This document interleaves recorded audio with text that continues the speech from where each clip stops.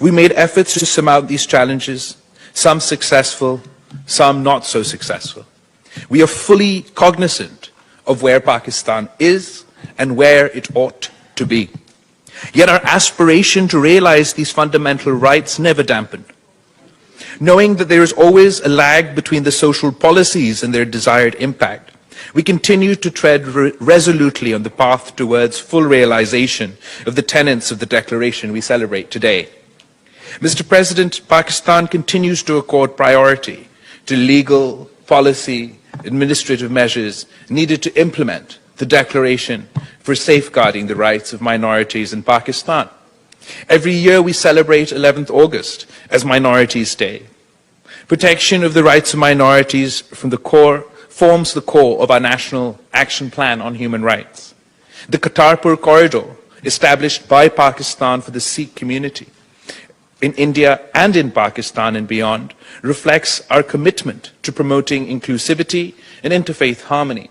The UN Secretary General has rightly termed the Kartarpur Corridor as the corridor of hope. And Mr. President, even when we are not successful in our efforts, we continue to believe that the state is the preserver and supporter of minority rights, even when they might be culturally discriminated against.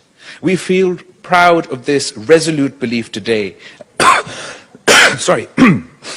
We feel proud of this resolute belief today as the world faces a sharp resurgence of discrimination, exclusion, hate, and violence against the other.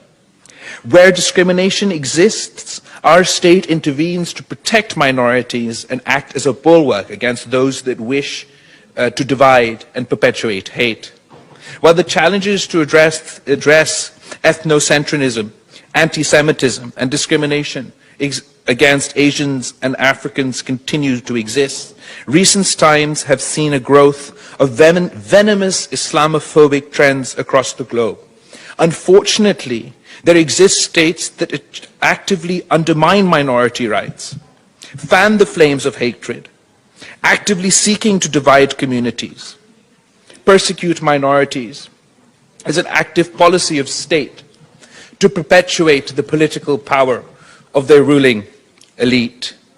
Unfortunately, in my neighboring state of India, the once secular country as a home for all its communities, is transforming into a Hindu supremacist state at the expense of its Muslim and Christian communities. Mr. President, the RSS hate-filled Hindutva ideology has unleashed a reign of fear and violence against India's 200 million strong Muslim minority, the largest minority in the world.